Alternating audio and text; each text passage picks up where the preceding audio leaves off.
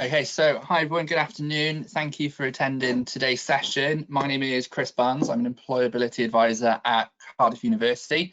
And today I'm going to be talking about how to effectively use LinkedIn. So most of my conversations with students about LinkedIn kind of go the same way. So I'll ask them if they've got LinkedIn or they'll mention LinkedIn. And then I'll go, yeah, I've got LinkedIn, but I'm not sure what to do with it. Or I've set up a profile and I've kind of just left it. So this presentation is really built around sort of those questions and the advice I'd give in that situation. So sort of like tips and advice on how to keep your LinkedIn profile kind of active and alive. And so it's kind of working for you rather than just kind of gathering dust on the internet and you only use it when you're looking for a job. So with that in mind, we'll move on to the learning outcomes. So for today's session, we're going to be hopefully developing an understanding of the platform, so in this case LinkedIn, and the opportunities that it can give you access to, give an understanding of how to optimize your LinkedIn profile, and the ability to develop a networking strategy for your LinkedIn use. So hopefully that's all right and you're all in the same place or in the right place. So with this presentation as well, it's worth pointing out I've assumed a certain level of knowledge. I've assumed you've all got a LinkedIn profile and you've sort of set it up to get ready to use. If you haven't, that's absolutely fine. I know that your individual universities will have really good resources on how you can set up your profile, and you can get advice from careers advisors on how to build that. So where I'm going to be focusing on the tips, just in case you haven't got a LinkedIn profile, and so we're all on the same page. Just wanted to kind of reintroduce LinkedIn to everyone. So LinkedIn is the world's largest professional social network. I know some people say it's like Facebook for business. It kind of is. The way I see it is your professional life goes on LinkedIn and your personal life and cat photos kind of go on Facebook.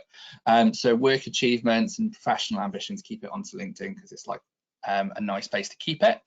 At the moment, there's over 760 million members in more than 200 countries. That has jumped dramatically since we've gone into lockdown and the COVID pandemic hit. I think this time last year we were roughly around about 500 million or something like that. So it's gaining momentum all the time, and the fact that this is part of an international careers event, it's really positive to see that it's available in over 200 countries as well. So really useful tool for like a global and international job search. So 98% of recruiters and 85% of hiring managers are using LinkedIn as a hiring tool. So whereas a few years ago, job recruiting was quite sort of, an advert was put out, you'd apply for it, and then recruiters would wait to receive applications. More and more recruiters and hiring managers now are being sort of proactive and on the offensive and headhunting and searching for candidates through LinkedIn. So you can definitely, if you put the work into your LinkedIn profile, it can kind of work for you in the background, right, going out seeking and applying for jobs all the time. Offers can come to you if you do your profile kind of correctly, but we'll go into more detail on that a bit later on. And really, as kind of users of LinkedIn, the two main reasons that most people use it is to expand their professional network, which includes expanding their professional knowledge, and look for their next career move. So my use of LinkedIn would be slightly different to you as students. So I use LinkedIn to research companies that sort of students I work with are interested in, reach out to employers and alumni where if I'm planning an event and I need some speakers, so I'll use it that way. Not too dissimilar to how a recruiter would use it as well. So that's where some of the tips that I've developed have come from as well. So with that in mind, and now we're all on the same page of what LinkedIn is, I've developed 7 steps to LinkedIn success based around the LinkedIn objectives. So number 1 is fairly straightforward, and that is don't have an empty profile. So LinkedIn at its core is effectively a search engine like Google or Yahoo or whatever you use. and that basically means that it works on when people search for key phrases and sentences, it will search through the database to pull out any kind of page or profile with those matching words. So if you have nothing on your profile, there is nothing for that search engine to latch onto. So an example of this would be, I often see quite a few students who say have set up a LinkedIn profile, they've got a picture, their name, and maybe some sort of basic information of their previous jobs. That's really not enough for LinkedIn to sort of work for you in any meaningful way, because recruiters and people who are looking for particular kinds of people on LinkedIn are not going to be searching for those sort of like niche terms of reference that you'd be using. So LinkedIn is really good as well in terms of it's got a progress bar when you're setting up your profile. So really you want to aim for the LinkedIn all-star level. So make sure that every single section of your profile has been filled out. So that's from your headline, summary, for each of your job roles that you include as well, put some information in it, and then I'll tell you a little bit later on about what kind of information you can include, but every single section that you've got something to say about should be filled. Next up is profile picture. So number one rule of the internet, basic internet 101, is don't talk to strangers on the internet. Why would you interact with someone if you've not seen their profile picture or you know what they look like? How do you even know it's a real person? So LinkedIn is really sort of driven by creating first impressions. So first impressions about you to an employer. So you need a profile picture to show that you're a human being attached to this profile. Having said that, any old picture won't do. So I've put some examples up, which I'll talk through now, because I've realized that you guys can't talk back to me. So just going through these examples, kind of what's wrong with them. Obviously this one is kind of faceless, with my mouse. So this one is quite sort of faceless, and so when you set up, quite boring, not very good. The next one, we've all kind of got these photos. You're on a night out, maybe when we're allowed outside, or in some kind of like, setting, we've managed to get dressed up and go out and have fun. You have a photo taken, you think, I look pretty good in that, that's a good angle. They're all well and good, but it gives the wrong kind of impression that you've just taken a picture from a group thing and popped it in. It's not great quality and just doesn't look that good. Really what you need to be doing is thinking about, how does this picture best represent me professionally? So the next one's kind of move into that, but still there's a little bit of work to do with them, and also it's poor quality in that one. So this guy, he's got his suit and tie on, he's either in Portsmouth or Dubai with that building in the background. So obviously he looks like he's trying to be interested and all cool, but really can't really tell who it is. We want to be able to see your face rather than just you trying to look interested. And the biggest offender for this is anybody who's gone traveling or on a gap year, and then they're sat like on a cliff or with a view, and then they're facing sort of whatever it is in the background, they've got their back to the audience. Great for Instagram, not so great for LinkedIn. Some people have profiles as profile pictures as logos. I would say that's pretty much a no-go unless you're setting up a like business page, and often the logos that they use don't necessarily relate to who they are anyway. This guy has tried, he's done the right thing, so you want that kind of like up from the shoulders headshot, but remember, you're trying to come across as a friendly individual who an employer would want to work with, have a chat, maybe have a coffee with, whereas this guy looks like he's just been arrested and isn't happy about it. So the most important thing to do here is remember to smile and come across like a fun and engaging human being. And again, this one is not that professional, so you need to have that right balance of looking professional, and with that, just the biggest tip is dress for how you would in the office, have a nice plain background and make sure that you smile. If you can, get someone else to take the picture for you. Everybody's got really good quality smartphones now, so there's no excuse not to have a great picture for your LinkedIn profile. And also it kind of sets the tone for the rest of your profile, which is the next kind of tip. So really, LinkedIn is kind of your shop front online. It's how you market yourself to professional employers. And what's really important, if you think about some sort of like big name brands, so off the top of my head, just because it's nearly lunchtime, so like McDonald's, KFC, Greg's, stuff like that, they've all got certain identities and branding that you associate with those companies.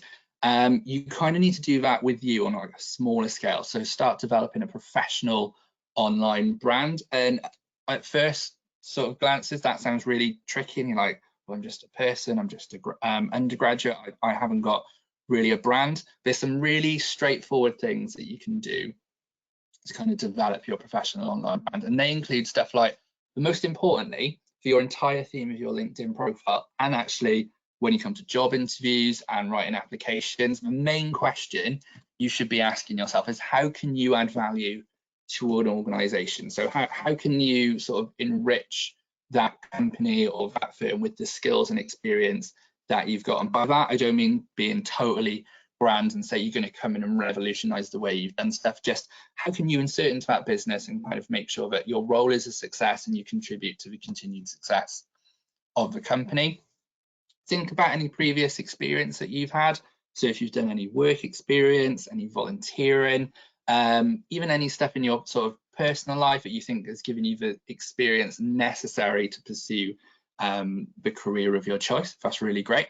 Something really worth mentioning as well is professional aspirations. So where do you want to kind of go with your career? What kind of positions are you heading towards? Where do you want to specialize is really key to this kind of discussion on developing your professional brand. Most importantly, what are your key skills? And a big tip for this is, rather than just write down, and I think everyone's guilty of this when they're writing a CV, myself included, you tend to kind of put your best foot forward and write down all the skills that you know you have and you're good at. What's really important here is going back to your professional aspirations, kind of customize and use the skills that the sectors and jobs that you're applying for are looking for, because that's how you get more traction on LinkedIn as well, by showing the relevant skills to the role that you're applying for. So, and this is I really like this tip. I nicked this from someone else, but ultimately your professional brand boils down to, what do you want to be known for? So what, you know, within the role that you want to do, what do you want to be the go-to guy or girl for? So when someone mentions, oh yeah, go see Simon, he's really good at X, what do you want your kind of niche to be that people come to you for support with? Obviously, straight out of graduate, you might not have a great deal of experience or have what you need yet, but start thinking about what you need to do to like sort of have that question addressed, and that can be really helpful. Again, so important, I've included it twice. Think about how you can add value to an organization, and if you do have a niche skill or talent or particular achievement, do kind of factor those into how you can package and sell yourself.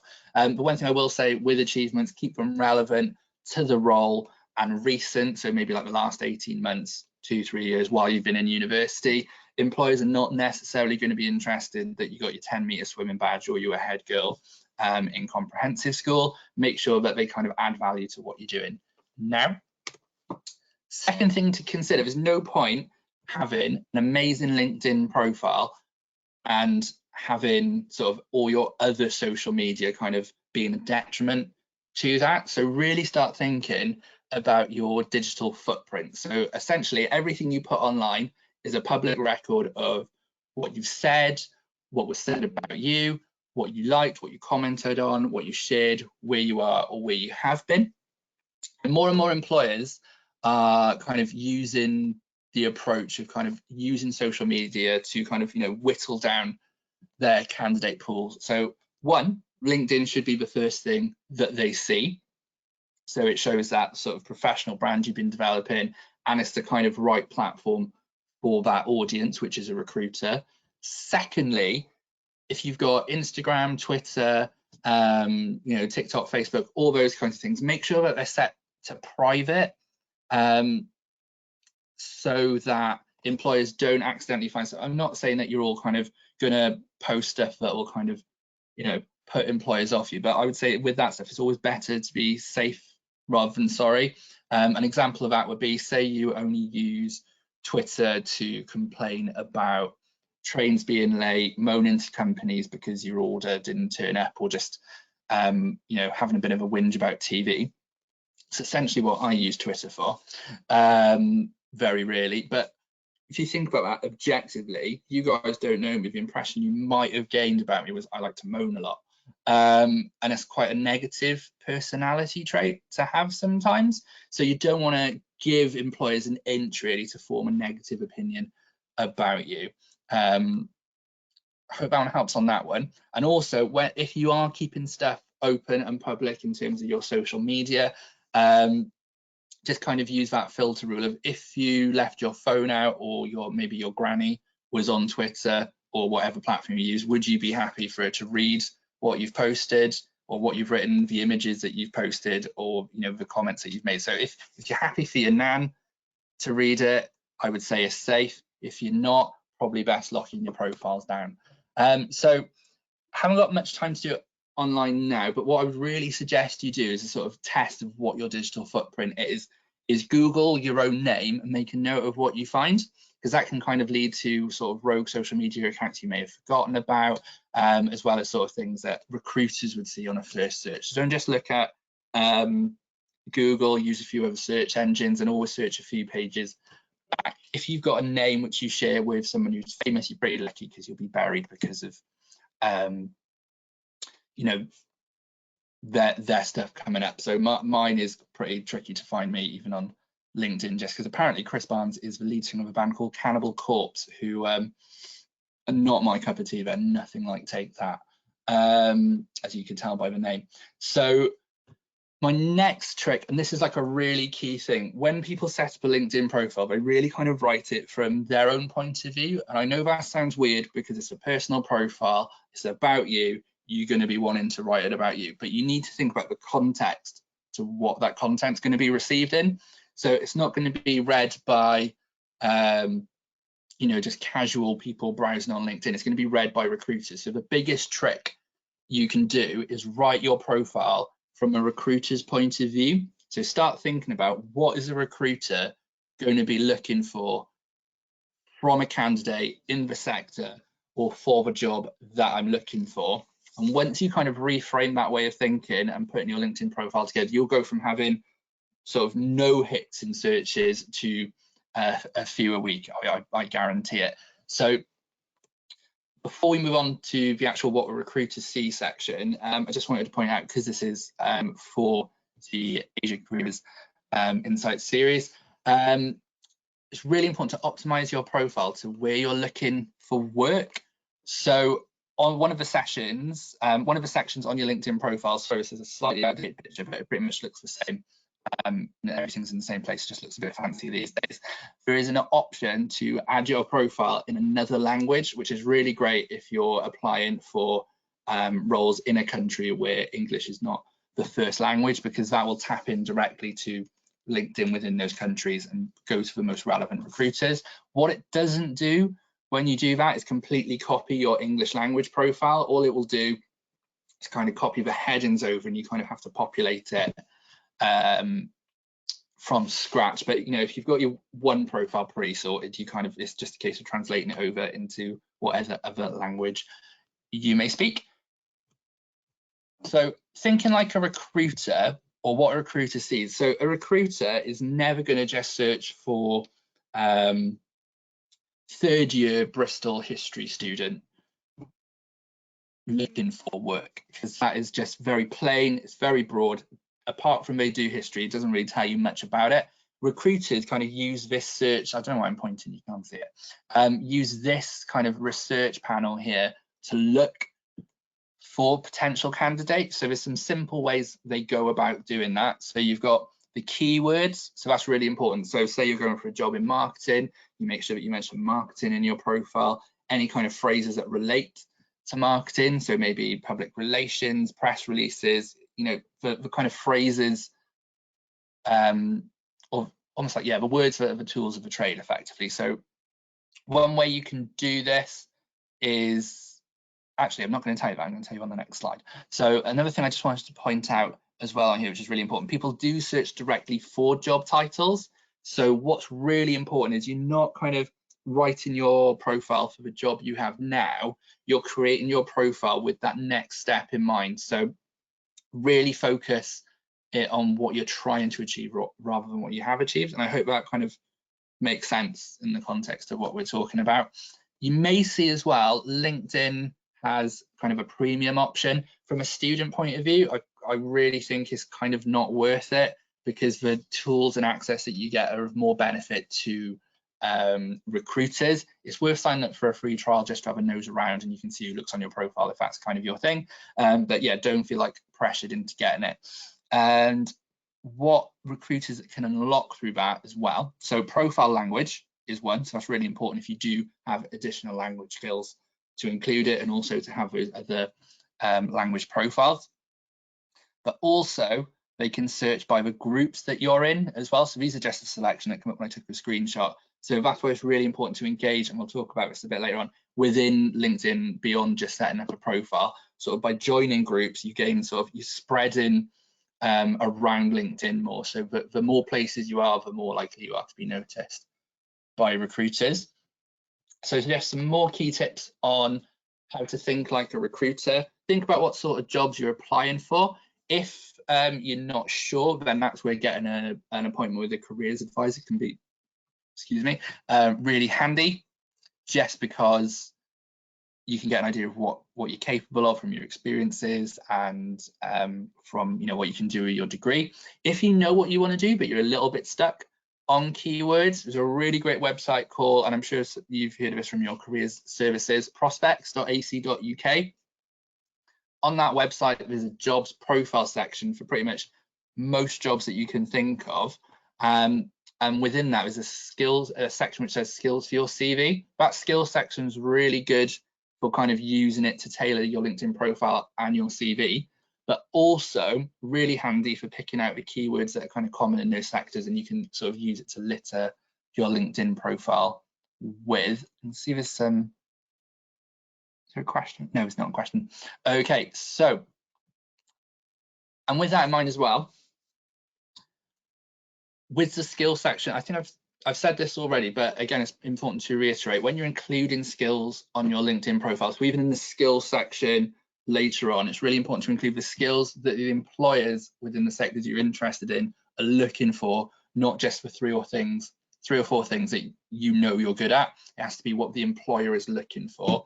And the biggest lead you can take in thinking like a recruiter is take your lead from employers or recruiters. So start looking at job descriptions for the jobs that you're interested in, start saving them, making copies of them, and really kind of go through them and see what are the common themes, what are the common words, common phrases, common keywords, the stuff that will come up time and time again. And that's the kind of language that and phrases that you want to be using in your own profile to be noticed. So to go back to my original point about having a blank profile, as well as not having a blank profile, it's about quality, not quantity, in terms of like the phrases and words that you use. So it's about, you do need to fill it out, but you need to make sure that what you're putting in is relevant and is going to be picked up. So that's why keywords are really important. And just as an example of that, I've got a slight example here. So this is quite a generic profile. So this guy's name's Sean. He's a final year English language graduate, wants to work in marketing, seeking opportunities in the third sector.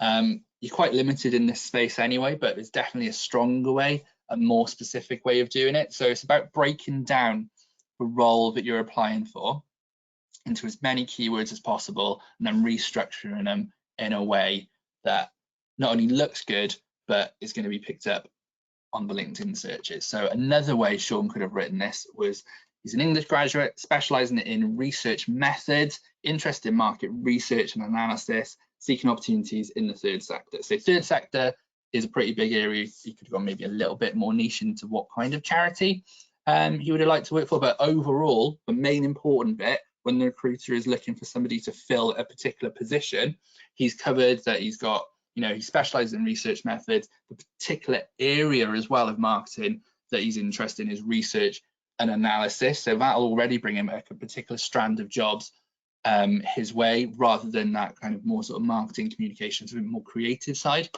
of marketing, which maybe not be as relevant to Sean here.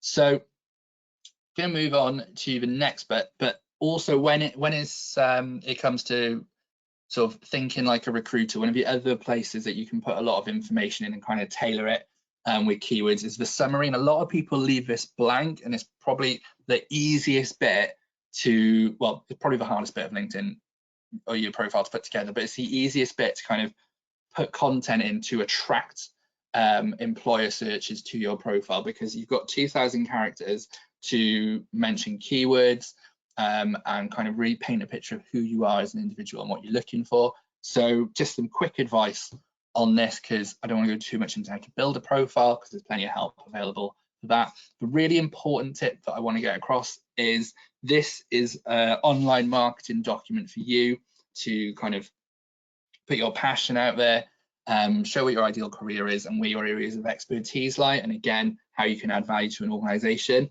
What it's not is a Wikipedia page about you. We don't want your life story. Employers are not necessarily interested in that longer period. They just want to know sort of here and now and relevant experience. So keep it recent, keep it focused, and use keywords as much as possible. And these are just a few things that you can kind of base your summary around.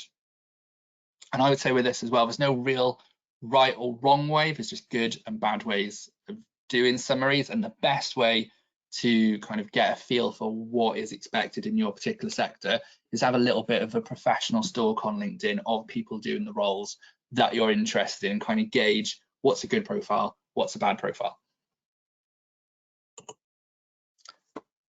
So one of the main bits that a lot of people miss out on, or by using LinkedIn, they just think it's kind of like a CV online. They set their profile up and kind of leave it. The sort of the biggest chunk of LinkedIn and where it kind of comes into its own and how it's more sort of useful and more powerful in many ways than sort of traditional ways of looking for jobs is the sheer potential that you have to network with a wide range of professionals in areas that you're interested in. Sort of offline, that used to just be, say you were looking for experience, you're a law student and you're looking for some experience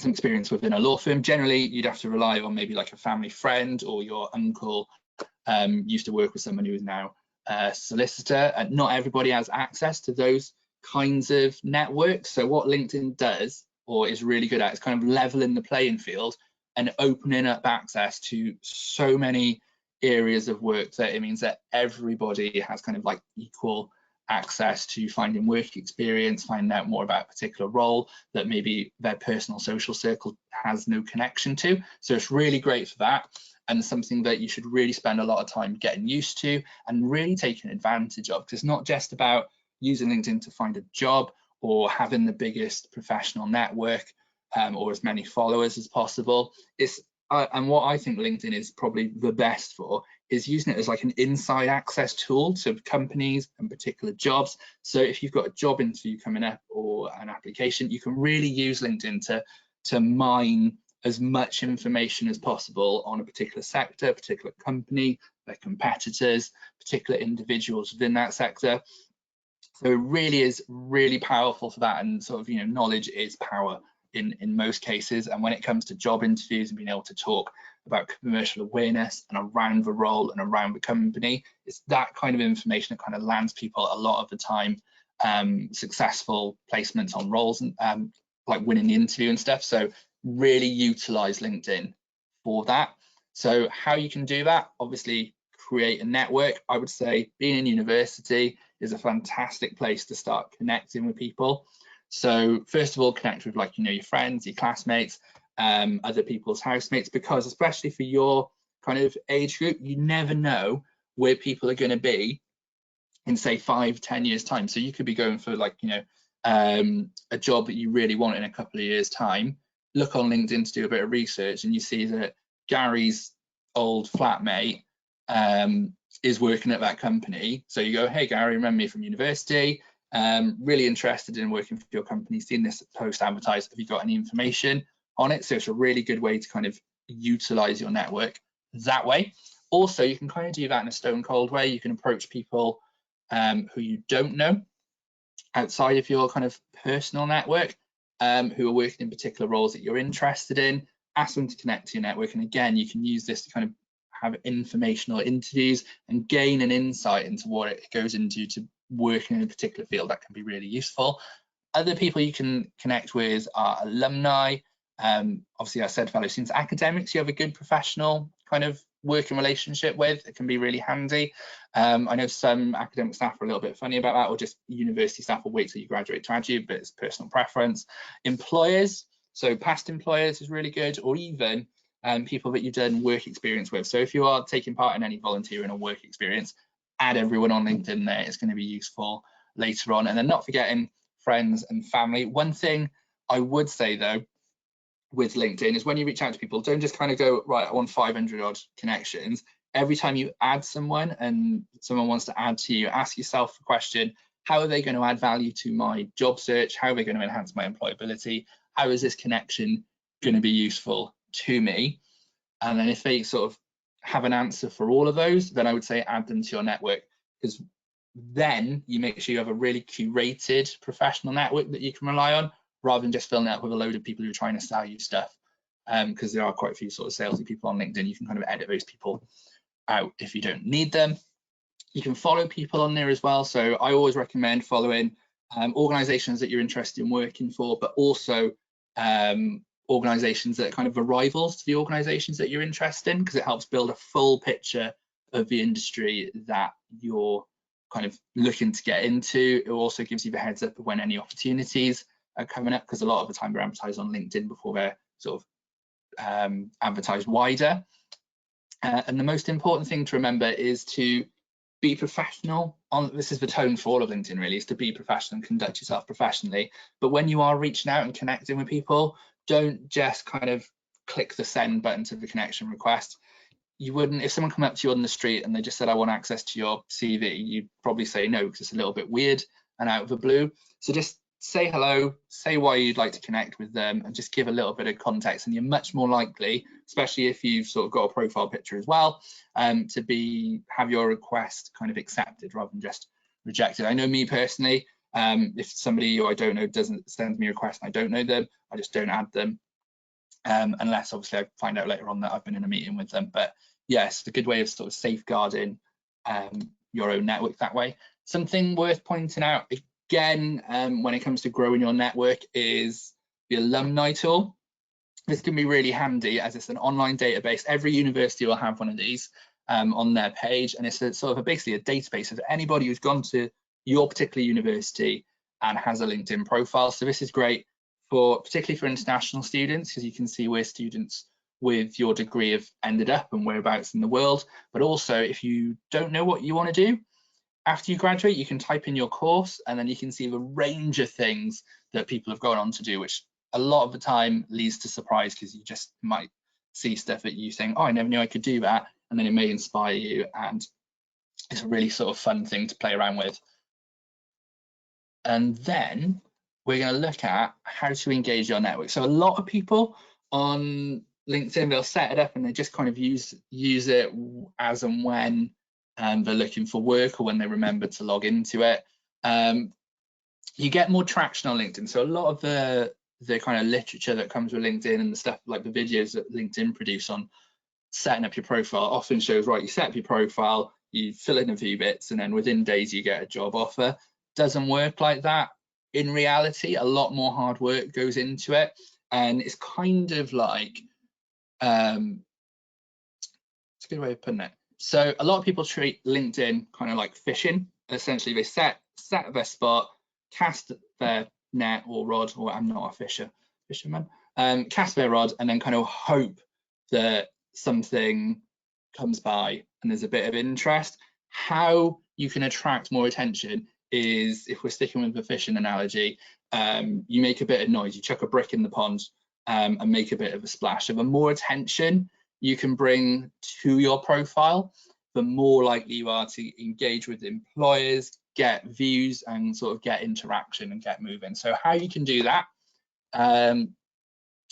straightforward, interact and don't be a spectator. So by making worthwhile connections like we were talking about earlier, it's likely that those connections are going to be posting and discussing and sharing things that are of interest to you, so you can participate in that conversation within your newsfeed Don't be afraid to add comments, like and share stuff. So it doesn't, a lot of students are worried that they're not senior enough, or that no one will care what we've got to say.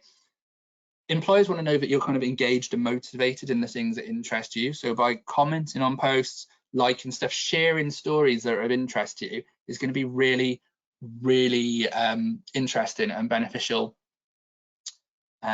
later on. And also it shows kind of like your LinkedIn profile is kind of lived in as well. And I think that's most important. And particularly when it goes back to using LinkedIn as a search engine, the more active the profile, regardless of how many keywords you've got as well, the more active the profile, the higher you'll come up in searches as well. And the key thing, before we go into the kinds of content you can produce, the key thing is to remember to not be afraid, or don't be afraid to show off. So LinkedIn's about sort of showing off your achievements, saying how, or showing how sort of great your work is, because recruiters are looking for the best. So you need to show that you are the best. So to kind of leave that kind of timidness at the door, essentially. When you log on to LinkedIn, yeah, you walk in and go, yes, I'm amazing. So when it comes to posting engaging content, so this is where a lot of students kind of just steer away from it, because they, like I said, they don't think they're senior enough, or people don't care what they're saying about. And the truth is, employers do. So a really straightforward thing you can do is showcase your work. So you can either write a blog or an article. That can be on a few things. So, how's your job search going? You could say that you're taking part in events like this, and it doesn't have to be like a massive thing. It could just be a short status about that. And that shows that you're engaging in developing your employability. If there's a particular passion that you have, kind of like, so the example here is if you enjoy design, share photos. It's multimedia, LinkedIn, it's online. So, videos, photos, anything you've got which is tangible, pop it on LinkedIn, because it drives traction to your profile. Share updates about your professional development as well. So these could be academic achievements. So, if you've particularly smashed a particular assignment, that can be great to see. Personal successes. So one I see quite a lot is your universities must have some kind of careers and employability skills award. So ours is called the Cardiff Award. Is when people finish that award, they will post their certificate online and just say what a great time they had. And it shows that you're actively engaging again, and engaging your network, more importantly, because you're providing points of discussion for other people to interact with, because not just your network will see it. If someone in your network likes it or comments it or shares it, it will be broadened out to their network, and that's another great way of collecting connections that would be worthwhile to you as well. This is a really cool trick that I've only discovered recently, is consider trends either in the area of interest to you or days of importance. So a really basic one that I did the other day was like a Valentine's Day one around like love your LinkedIn. It kind of taps into the mood of the day or the sort of theme that's going on in the week, and that's a good way of getting a bit of traction and kind of inviting people to look at your content. And another way that people do this as well, and it ties in really nicely, is the use of hashtags. So I don't know about you, hashtags feel quite old and stale now, but on LinkedIn they work an absolute treat. So again, this goes back to using keywords. Keep a list of the keywords that are relevant to your job search and the type, the roles that you're going for, and include them as hashtags at the bottom of your posts. And they work a treat because people can actually focus their profile. So recruiters can do this. I've done this on my profile in the particular sort of schools, academic schools that I work with. At Cardiff, I've got hashtags for each kind of sector and some keywords that relate to it, and they drag to your feed and other people's feed articles that have the hashtags for those. And a really good example of how successful these are, I've got a relatively small amount of contacts on my LinkedIn profile. I think my networks is around about 125, and they're from a mix of professions, mostly like law, politics, sociology, and some journalism people and media. I put a post out the other day asking for people who work in media and journalism and went to our journalism school, would they like to come back and talk about the fields that they're in to kind of inspire students. I use the hashtags of media, journalism, marketing, and then some key skills that relate to those roles. I was expecting, a few people to share it. That post has been viewed currently over 5,000 times. So hashtags are really, really powerful, and how you could use it as students looking for work, you could put the hashtags of particular job roles, particular companies and sectors, and they get shared around, and the reach of a hashtag on LinkedIn is immense. And also you can play around with stuff like LinkedIn tools like polls and articles. So I've seen students use this on saying, you know, what's the best format for a CV in polls? Is it 1 page or 2 page? And then it creates discussion from that in the comments as well. And this, the last point I want to cover, is develop a strategy of using LinkedIn. So companies, when they're advertising a product, will have a marketing strategy. You are advertising yourself to recruiters and potential employers. So develop a LinkedIn strategy that works for you. And a few tips on how you can do that is set aside time every week to invest in your LinkedIn profile and engage with the network. If you want to go a step further than that, you can have LinkedIn on your phone as an app. If you're going to waste some time on TikTok, scrolling for about 2 hours looking at funny videos, spend some time scrolling through your LinkedIn feed. It's amazing what kind of commercial awareness you can pick up just by sort of absent-mindedly scrolling in your free time. Use it to search for vacancies actively as well. And if you are kind of using other social media, kind of link everything back to your LinkedIn profile, so your job search stuff is all in kind of one place. Make sure that you're following employers and making contact and asking them questions to gain greater insight into an organization, and to promote yourself as well. So you don't have to go into every interaction on LinkedIn like a mini cover letter. It could just be, oh, I've seen that you work in this particular area, or you've published this article, just wondering, you know, what you thought was good about it, or I have a particular question about something that you've mentioned. Can I get your take on it? Any kind of interaction is good on LinkedIn. And mainly, if you're scared of interacting with LinkedIn, it's important to remember that it's mostly, largely, I would say 90-odd%, a very positive environment where people are very encouraging and love to kind of interact and take it as the ultimate compliment to be approached, to be asked a question about the role or the work that they do. And document your job search as well as you go. And so you're in a perfect opportunity now to kind of engage and show what you're doing, and kind of that's sort of content you don't have to think about publishing, because you just sort of almost diarise in your job search. So that's the end of everything that I've got to mention. Hopefully it was useful for you. I've got some just next steps for you. So if you start thinking like a recruiter, and think about how could you improve your profile with a recruiter hat on, list 3 things you'd like to do to improve yours in the next week, and try and grow your network by at least 10 people every 2 weeks. That can be quite useful. So thanks for that. Hopefully there's some questions. I'm going to stop sharing my screen if I can, and while I wait for questions to come in, there's a few questions that I was sent yesterday, so I'll talk about those. Hi, Chris. There's a couple of questions that have been posted, and we've answered 1 or 2 of them. Okay. But one thing is, where exactly should I put the keywords in the LinkedIn profile? For example, is it just in the skills section? So I would say to thread them throughout your profile. So within your heading can be quite good, but the summary is a really good place to kind of litter some there. But where you kind of pick up the quick points is when you're describing, like breaking down your job positions like you would on your CV. That's where you can kind of embed them most. So it's a constant thing throughout your profile rather than just in 1 or 2 sections, because you want to increase those chances of your profile being picked up when people make searches. Great, thanks. I think another one is, and we get this quite a lot, is the public viewability of your profile versus private. And we've touched on the answer around, you know, if you go into private mode, people won't see who you are, and if you're looking at people's profiles. But the reverse of that is, if people look at your profile, you won't get to see them. Which, in your opinion, is recommended?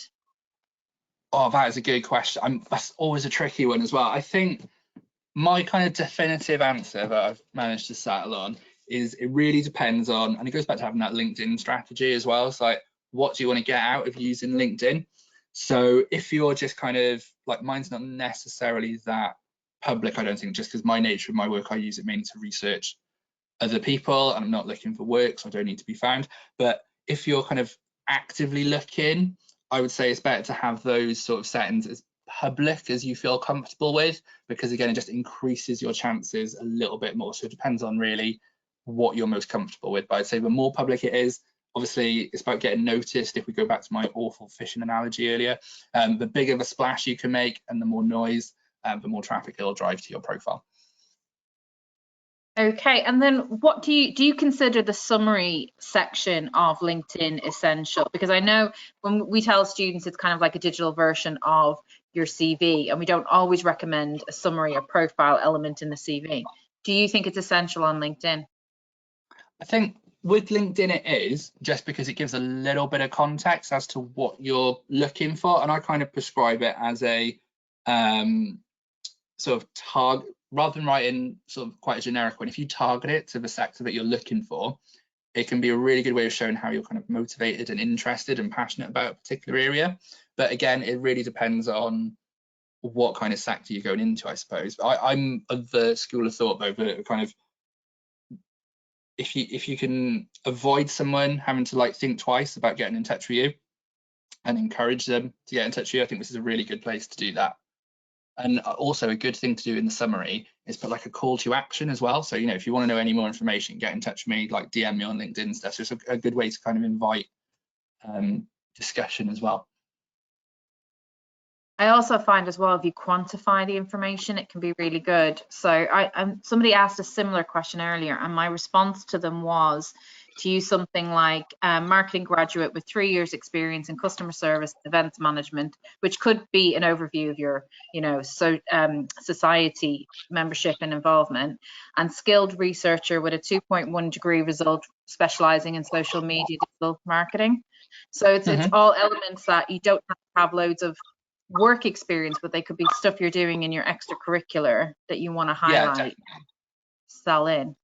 Another thing was a student has a concern around not having kind of social media presence, and whether it's recommended to get social media accounts on Twitter and Instagram if you don't already have them, or would this, you know, not having them, would it look suspicious?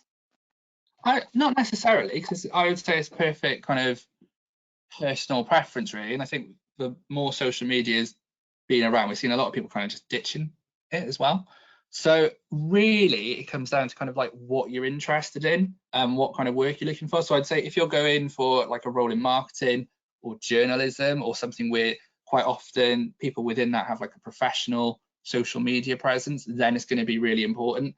But if you're just applying for I don't know, like a PwC graduate scheme or something like that, where you won't necessarily need it, it's fine.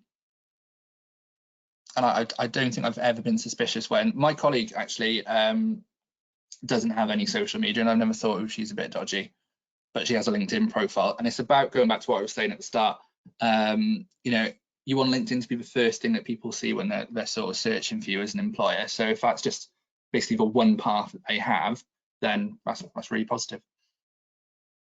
And the other thing is, what's your opinion on the profile icon looking for work? I personally don't like it. I'm with you on that one. Yeah, I don't know, because it's kind of,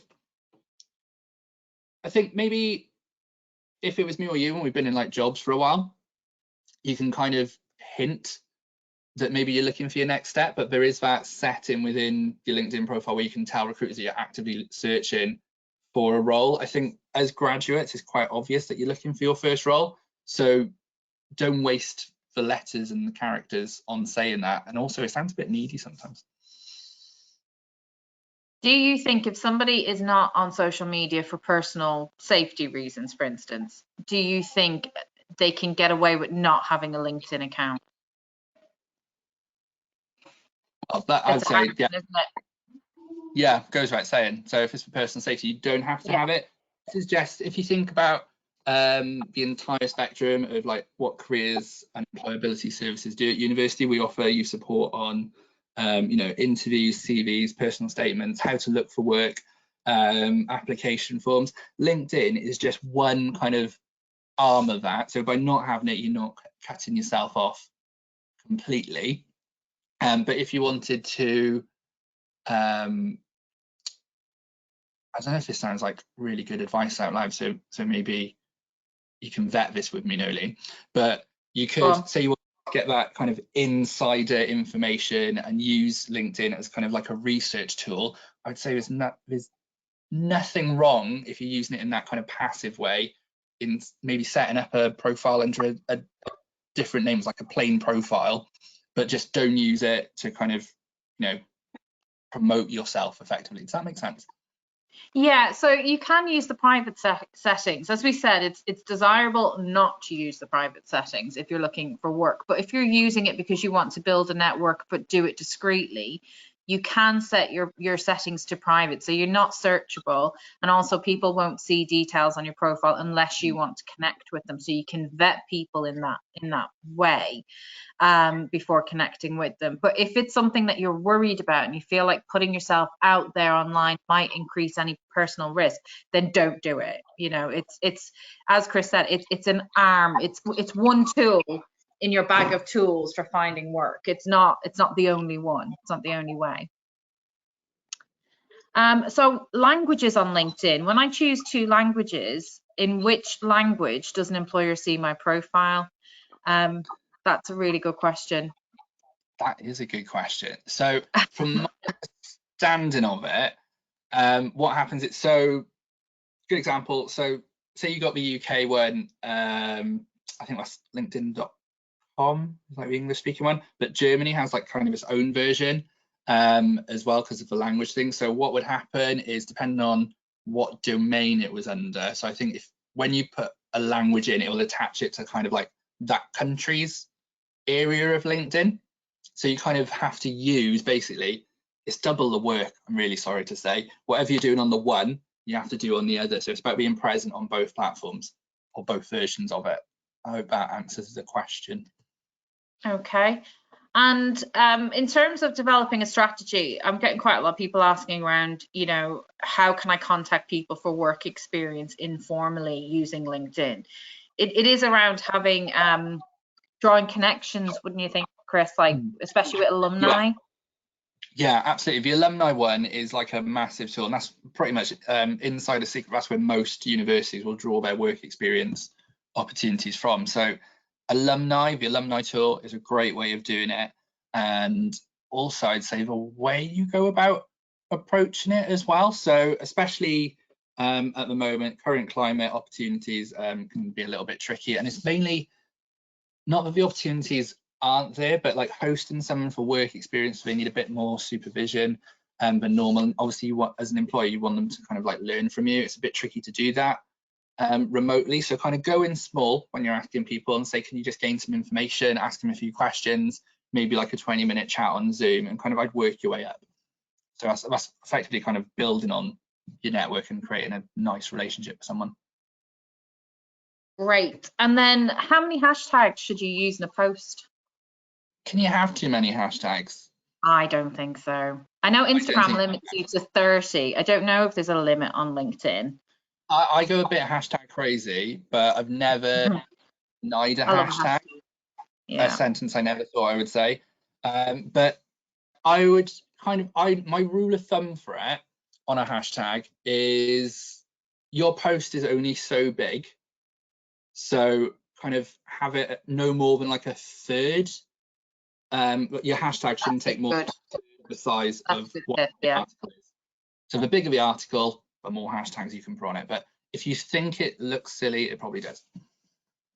I like that, a third. That's definitely a good tip. And then another one is it a good idea to message recruiters privately when they've posted an offer or a job advert? Has it got the context, or just if a recruiter's posting a job advert or an opportunity, is it a good idea to message them privately?